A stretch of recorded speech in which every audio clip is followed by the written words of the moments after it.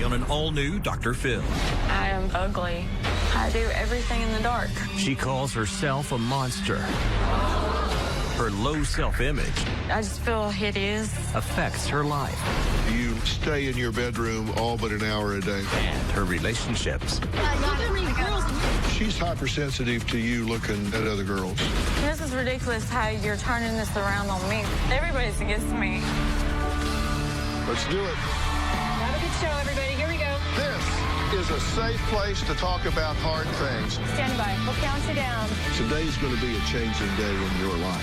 5, 4. I am not giving up on you.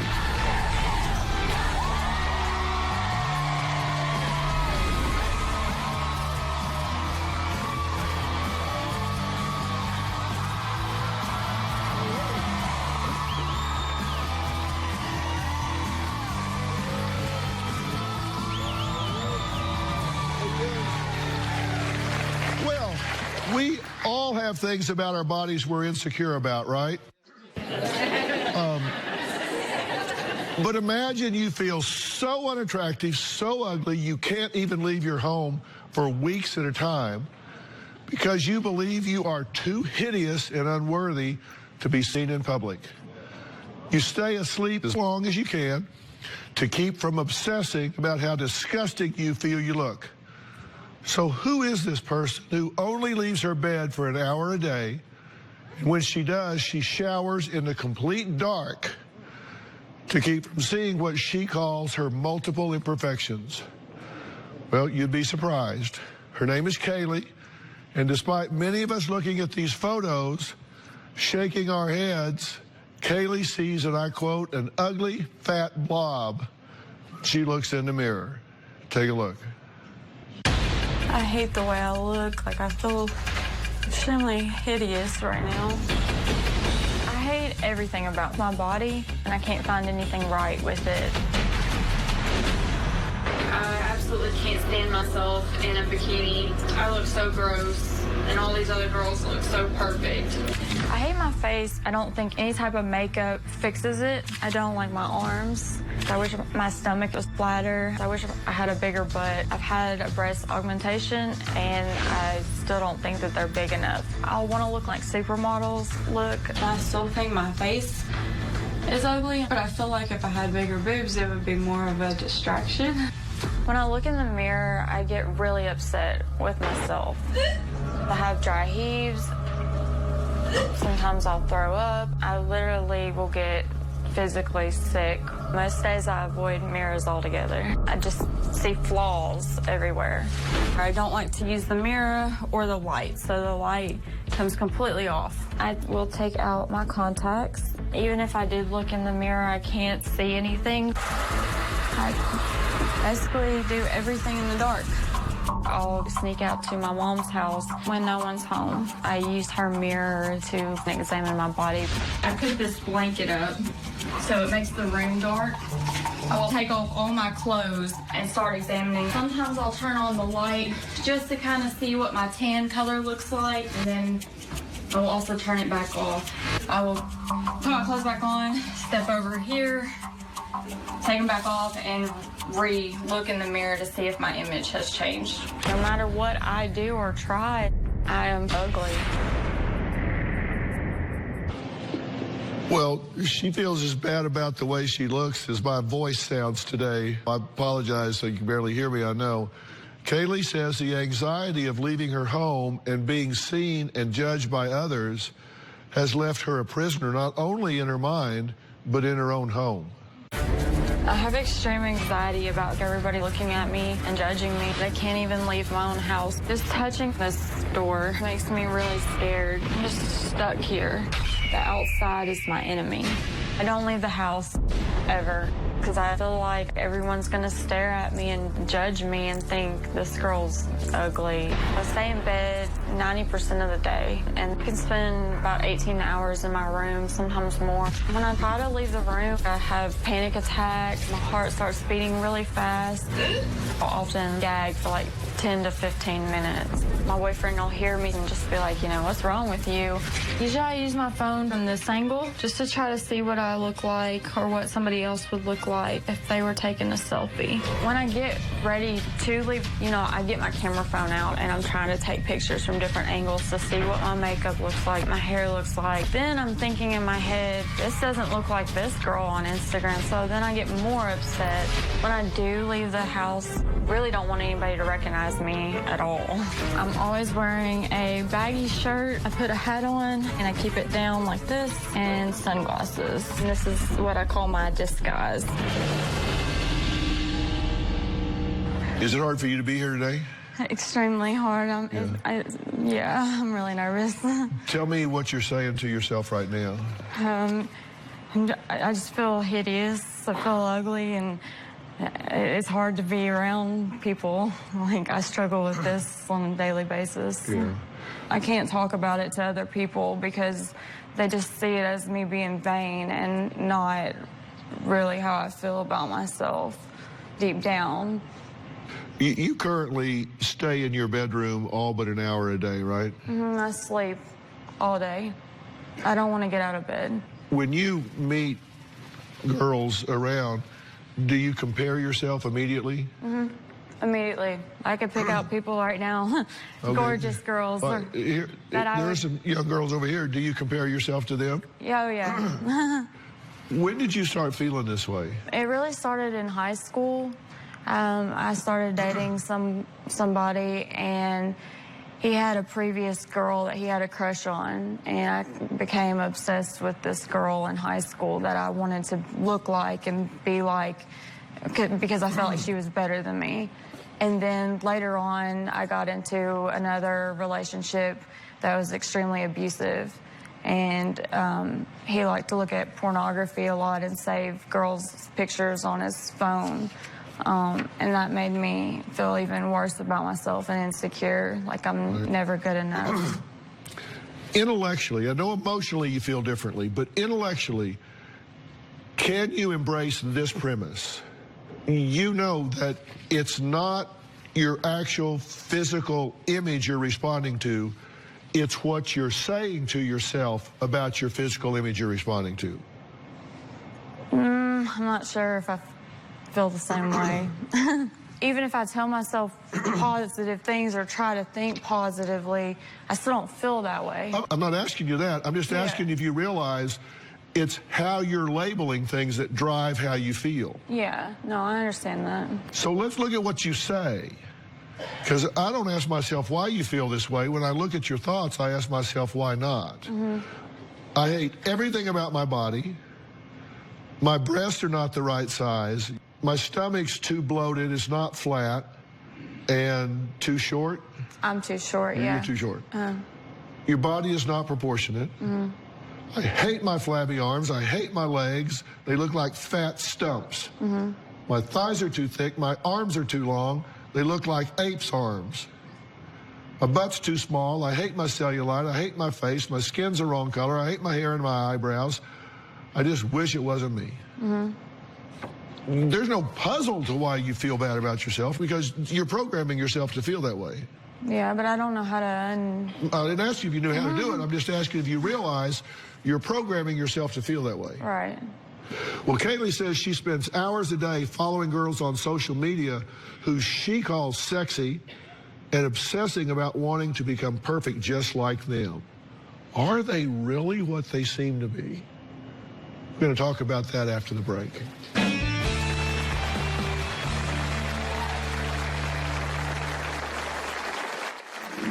Kaylee's body dysmorphia takes over, her personality completely switches to the dark side. I'm an attractive female, and he's sitting right here, right in front of me. I'm not even looking. He's saying he's not looking, but Going through this over and over again is extremely exhausting. And later, this is ridiculous how you're turning this around on me. Like it's not cool. She did looks like this anytime anybody is against her. Tomorrow on an all-new Dr. Phil, a glamour model claims she was kidnapped I woke up when I was in a duffel bag. and abducted to Italy. Your abductor takes you shopping in the village. The locals reported you laughing like a happy couple. I wasn't laughing. They found DNA in the sheets. It didn't involve me in his sexual act. Why do you think people are speculating that you faked this kidnapping? That's tomorrow.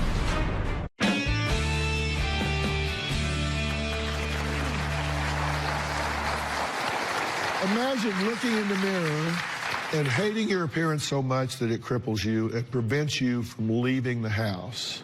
Now, that's the paralyzing reality for Kaylee. It's typically referred to as body dysmorphia. And she says she spends every day indoors, oftentimes in the dark, and she follows beautiful girls online and obsesses over why they are so much prettier than her. Take a look. So these are the type of girls that I want to look like. They all have the perfect bodies and perfect looks. Social media is a huge part why I feel the way I do. These girls pop up daily on my news feed so I can see them. I can't go an hour without looking at girls online, constantly scrolling through Instagram, comparing their body parts to me. There's another girl, I just like her makeup and her eyelashes. The majority of the girls that I look like, they usually have the sexy Vegas girl look. They all stand out compared to regular average girls like me. I'll consume hours a day on one person. I'll just imagine myself as being her, and so I'll just stare at her pictures. And then I'll actually kind of stand in the mirror and take pictures to see what other people would see if I were dressed like the girls I see on Instagram.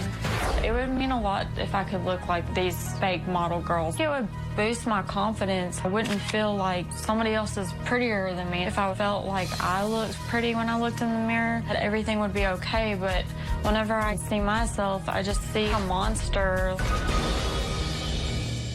Well, Kaylee's boyfriend, Bradley, says her obsession with women on social media has caused her to become so controlling and paranoid that he's not sure how much longer their relationship can last. Kaylee is deeply immersed in her body dysmorphia, and it's undermining our relationship. There's this girl like this right in front of us with really short shorts. I'm not very happy about it. When Kaylee's body dysmorphia takes over, her personality completely switches to the dark side. She becomes extremely controlling and paranoid. She's an attractive female, and he's sitting right here, right in front of me. I'm not even looking. He's saying he's not looking, but he is. Being in public with Kaylee is so uncomfortable. I hate going places with my boyfriend because there's always prettier girls. Kaylee is constantly accusing me of cheating. Why do you like these whores? Why do you like these sluts? What is it about them that they have that I don't? And that's totally not true. Bradley thinks I'm attractive, but men are just men. If they had the opportunity, would cheat.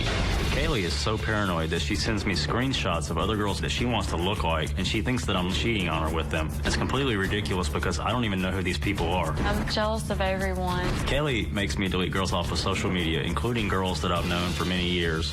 Kaylee even made me delete my Instagram account. Bradley followed a lot of girls and models. It makes me paranoid, and so I had him delete his Instagram so I would feel better. A few weeks ago, she noticed that I was friends with a girl on Facebook, and she became furious. She was completely out of control. She ended up ripping a lamp out of the wall and started swinging it at me.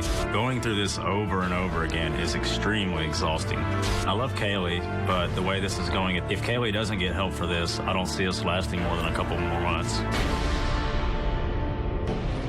Bradley, thank you for being here. So she's hypersensitive to you looking at other girls. Yes, sir. So you get accused of it whether you're doing it or not. All the time. And if you are doing it, then you're really in trouble. But I'm not. That's a lie. I've caught him plenty of times. You get in trouble if you have a female waitress. Mm-hmm. Yes, sir. That's not necessarily correct. Well, But what's he supposed to do? Is I'll have the clam chowder. Yeah, that's what I do. That's exactly what I do. Cheeseburger with. What's he supposed to do? That's exactly what I do. I just put my head down and look away because I don't want her to get mad.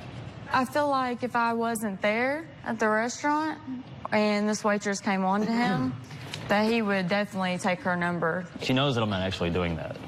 In the beginning, I didn't feel that way. He made me feel like extra special and everything. And then it kind of changed a little bit.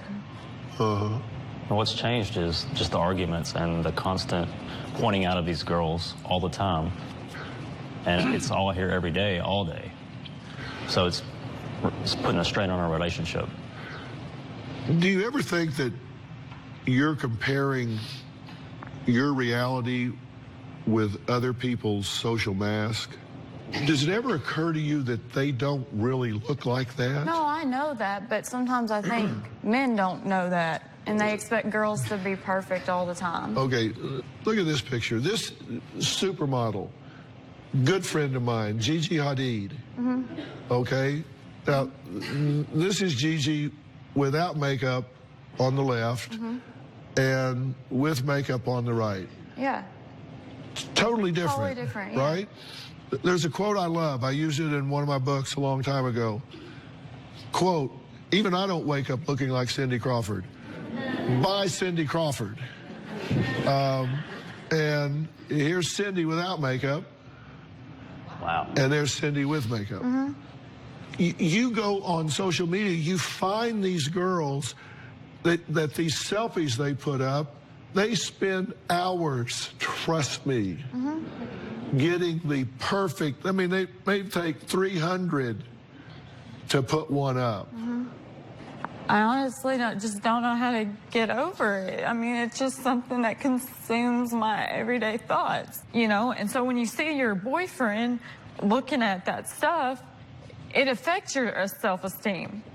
I've deleted everybody that she's asked me to delete. But for you to sit there and say that And then there's always someone else. There's always you're not someone even else. listening, because the other day when I took your phone, asked you for your phone the first time on Facebook, it was all girls that were dressed but she did see some. provocative. Some, it was over like 20. Well, it's back to interesting back. that you bring that up, because they damn near got kicked off their flight coming to L.A. over that telephone. We'll be right back.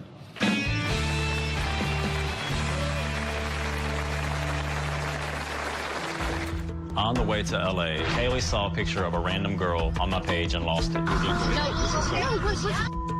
Look how many girls, and you're sitting here telling me that you didn't have any girls that you were seeing. I just kept thinking, please stop. And I actually thought at one point we were going to get kicked off the plane. And later, Everybody's against me. you never had anybody fight as hard for you as I am right now, and I am going to pull you through that hole. I don't care what it takes.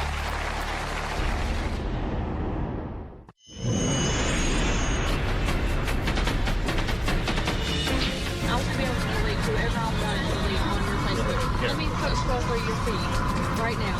Oh, look, first person. Who's this? Brittany Single. On the way to LA, we were on a layover, and I was scrolling through Facebook, and Kaylee saw a picture of a random girl on my page and lost it. Like I know her. It doesn't, exactly, you don't even know them, so why do you have to have them on your page? Oh, who's this? Posting in her bathing suit picture with her butt and her ass hanging out. This is ridiculous. No, what's ridiculous? Look how many girls, and you're sitting here telling me that you don't have any girls that you were seeing on your notes. You're making it seem everybody's I don't care. I don't care. She basically accused me of cheating with somebody I didn't even know. You're sitting here telling me you don't have any girls, and they're all girls that I'm filling up. And you're following them, too. And I really didn't know that you were seeing this many females on your page. You were telling me that you were. And you do. She caused a complete scene. People were looking at us while they were walking by getting on the plane. Oh, more females. Look at this. More females. This is crazy. I'm actually shocked to find this many people. Actually, I am. You're just making a big scene. No, I'm actually shocked. Everybody get on the plane is looking at you. What the is this? I don't know. What is it? Some shit. I just kept thinking, please stop, just please be quiet, please don't cause a scene. And I actually thought at one point we were going to get kicked off the plane. Do you agree with me? The issue is that he's following. He's following. You're going to get kicked off the plane if you don't stop. This is what goes on all the time. It never stops. And I am sick and tired of this. Okay, now, what was your motive there? What was the end game? What were you trying to achieve? For him to get rid of the girls off his page that he doesn't know, I don't feel like it's right. If you're in a relationship, you shouldn't be following thousands of girls that you don't even know. But don't you put up provocative pictures and measure your self-worth as a function of how many likes you get? I used to. I don't anymore. Yes, you do. If you put a picture up and it doesn't get a lot of likes, how do you feel? I mean, yeah, I feel less attractive. You want it to be liked by a lot of grandmothers?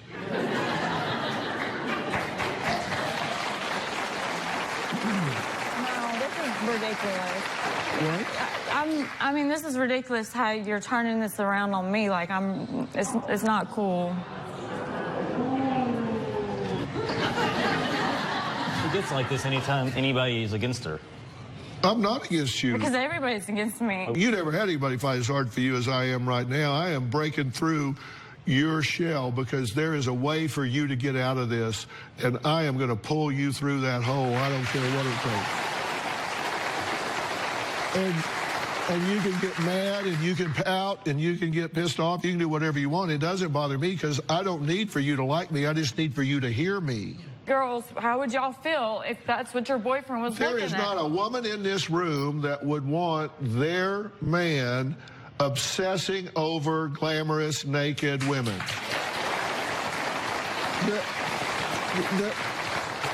Right? If it would offend you for your man to be obsessing over naked, glamorous women, stand up. Okay? They get you. I get it too. Okay, could we stop talking about it if he agreed to unplug from social media for 90 days?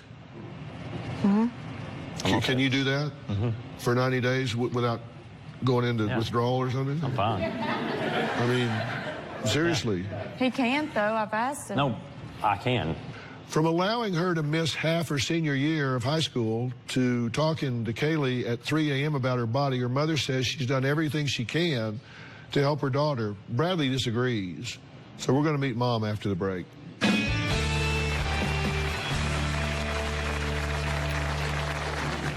Kaylee's body dysmorphia started in her senior year.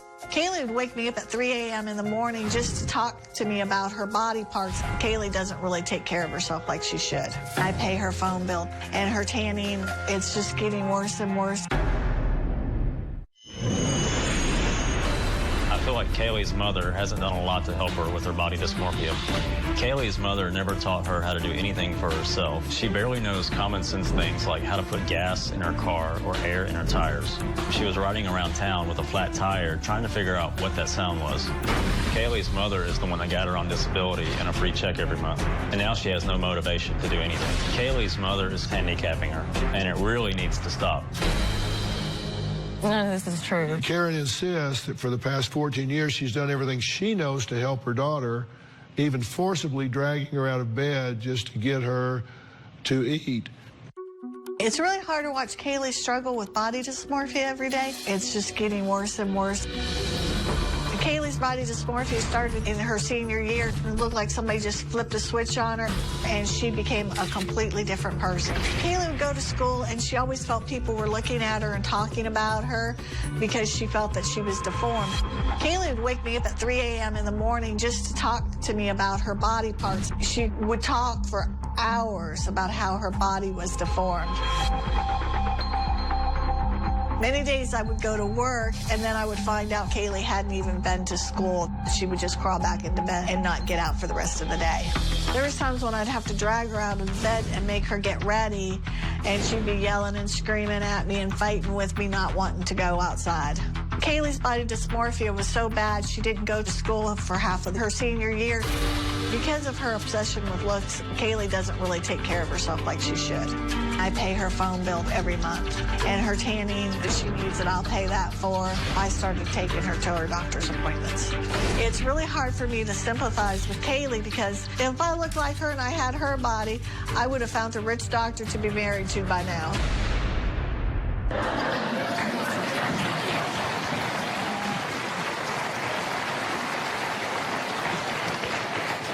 Well, Karen, you've been listening so far, right? Yes. What would you like to add to the conversation, first off, before I ask you any questions? Well, I disagree with Bradley about me not trying to help Kaylee and do things for her. Yes, I have enabled her. I will admit to that. But as for trying to get her healthy and wanting her to have a normal life, I've worked and tried different things with her, and nothing ever seemed to help. So when Brad got her on this show, I was really happy. This is way over y'all's pay grade. I understand. And right now, if you think, look, Kaylee, you just need to grow up and get over this, this is not something she can just snap her fingers and get over. She doesn't really think you're going to go off with the waitress while she goes to get your salad. What she's doing is testing you over and over and over again. And every time you pass the test, it gives her a brief respite from the anxiety for a short period of time. It's like a drug addict getting a fix. When she tests you and you pass, and she just keeps testing you and testing you and testing you until you eventually will fail. And this relationship has gotten to the point that you guys are turning on each other. You're yelling, you're screaming. We saw it on the airplane. It's gotten to the point that it's gotten physical between you two. I'm trying to calm her down. Well, you don't do that. Right. He's put his hands on me and he's slapped me. I try to calm her down. Well, if it gets to that, you need to turn around and walk away. That's not where you need to go here. And you have to understand what I said in the beginning. It's not your body, it's the filter through which you're seeing it.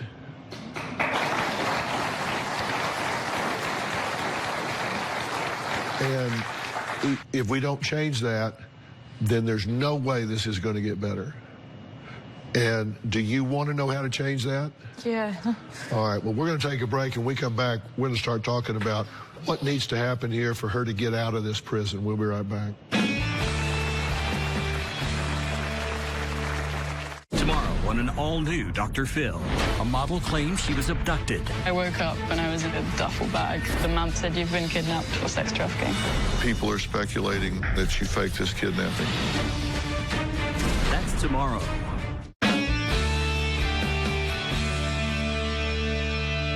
Kaylee says the one person who's had the greatest impact on her life is the one she hasn't seen in 22 years, and that's her father. And why do you say that?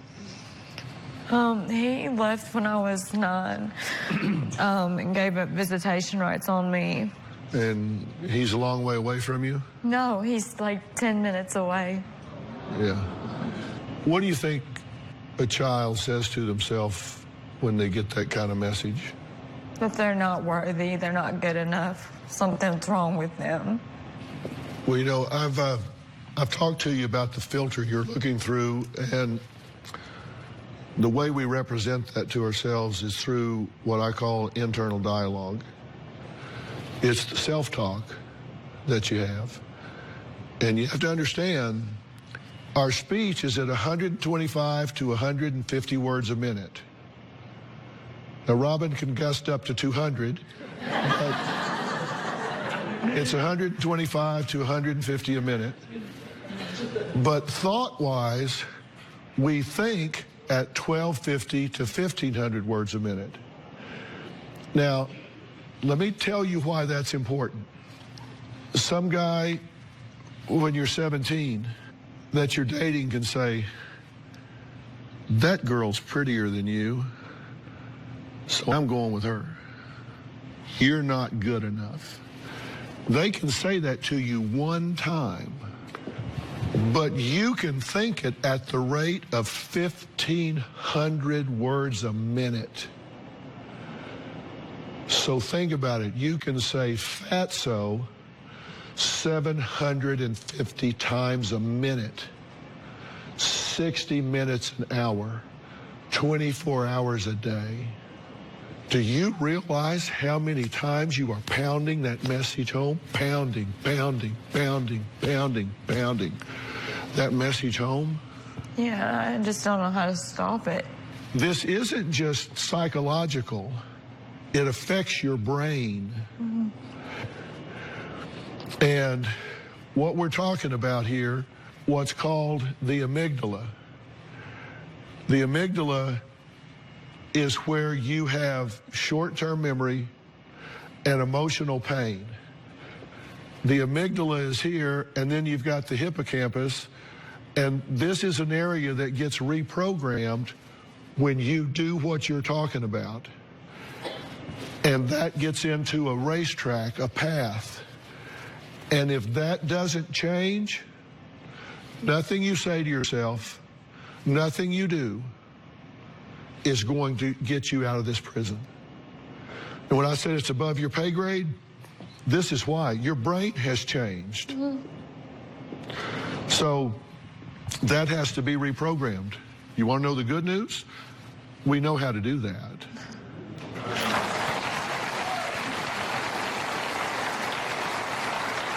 And I'm going to tell you exactly how we do that after the break.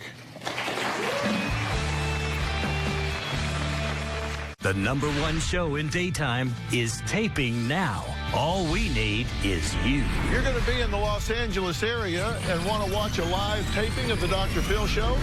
Call 323-461-PHIL or visit drphil.com. Tickets are free, and I hope to see you soon. I can tell you what you can do behaviorally to change your internal dialogue. There's a very simple, doable process.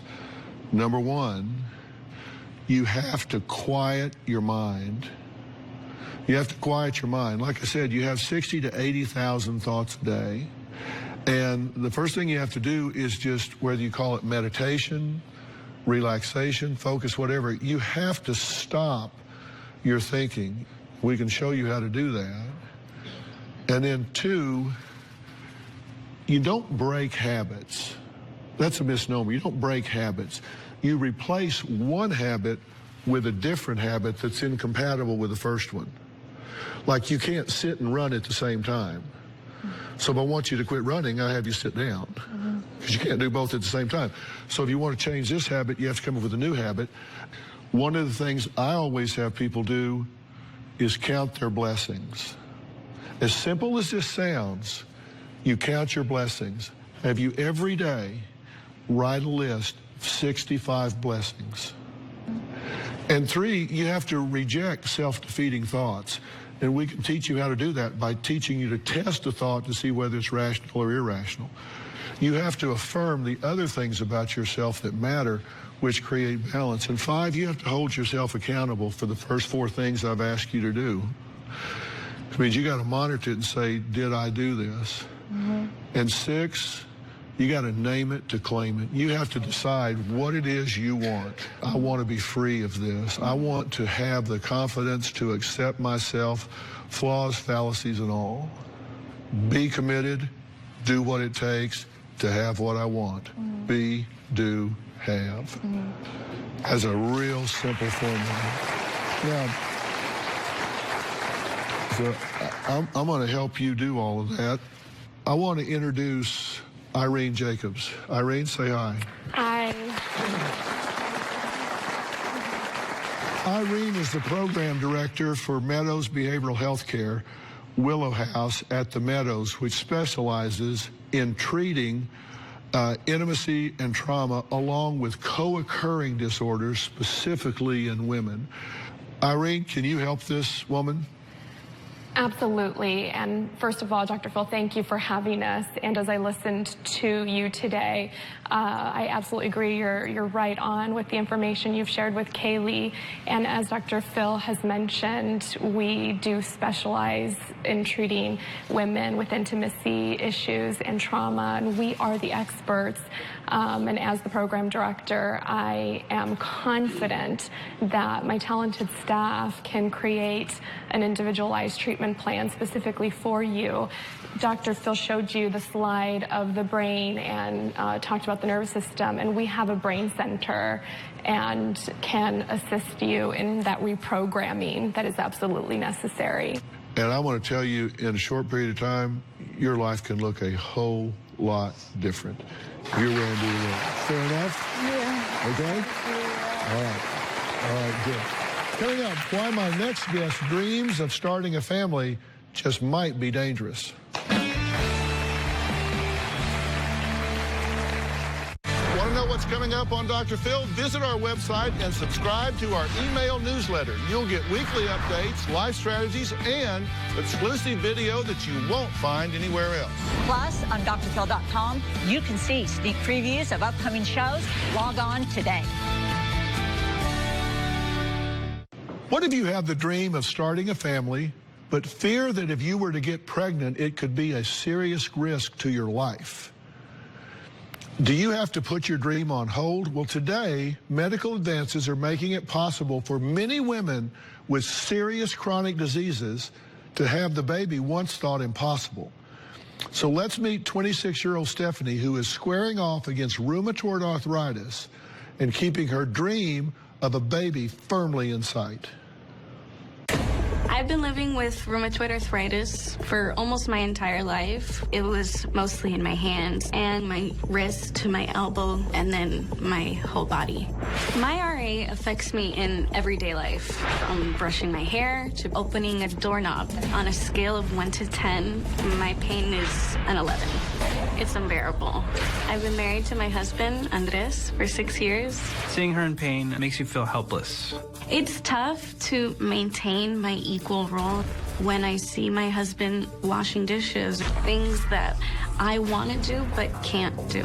I would rather do every chore and everything if she didn't have to suffer. Her health always will come first, because without her health, there's no her, there's no us. I would be willing to risk my life to have a child. My husband won't be happy to hear that. I just want a piece of the happiness that every mother feels. Well, Stephanie, thank you so much for being here. And please welcome our very good friend, Dr. Frida Lewis Hall, Chief Medical Officer of Pfizer. So thank you for being here. Tell us, what is it like growing up with rheumatoid arthritis? For a long time, I honestly just thought I was completely normal. I thought everybody, all my friends, all the kids on the playground felt the pains that I felt. And it wasn't until I was 18 that I actually figured out that what I had my whole life was JRA. And by JRA, of course, you mean juvenile rheumatoid arthritis. Dr. Frida, what is rheumatoid arthritis? Rheumatoid arthritis is a chronic progressive autoimmune disease. Basically, that means that our body's immune system, it has lost the ability to distinguish between our normal healthy cells and cells that might cause disease. So the body's basically turned on itself and starts to attack normal tissue. And over time, this can cause irreversible damage to joints and sometimes to other organs like the eyes, the lungs, and the heart. And it also means that some of what you heard Stephanie describe in the video occurs, and that is severe, unbearable pain, joints that are swollen, that are tender. And bounce, bounce, all the girlies bounce, take them to my house, turn the party out, bounce, bounce, bounce, all the girlies bounce, take them to my house, turn the party out.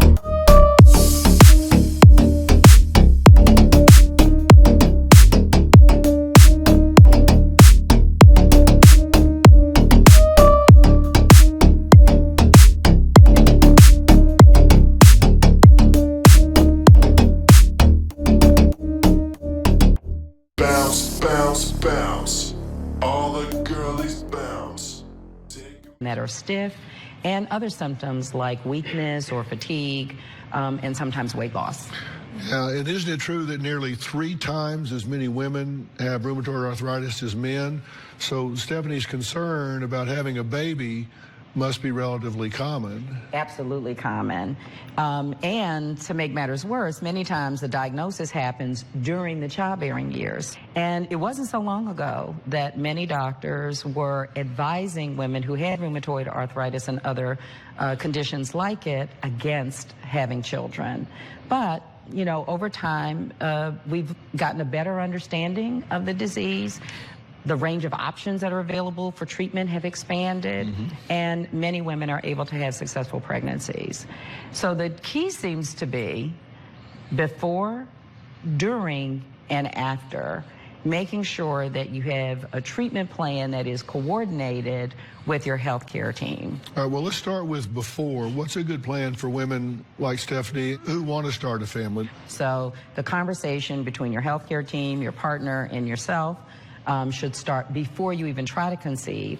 Now, rheumatoid arthritis, if it's uncontrolled, can make it difficult to conceive or to have a normal pregnancy. The first priority is to get rheumatoid arthritis symptoms under control. And then to understand what the risks would be, putting goals and a plan together becomes important, and making sure that those plans have the understanding of what would be safe for you as the mother and what would be safe for the baby in utero. Once you're pregnant, let's talk about during the pregnancy.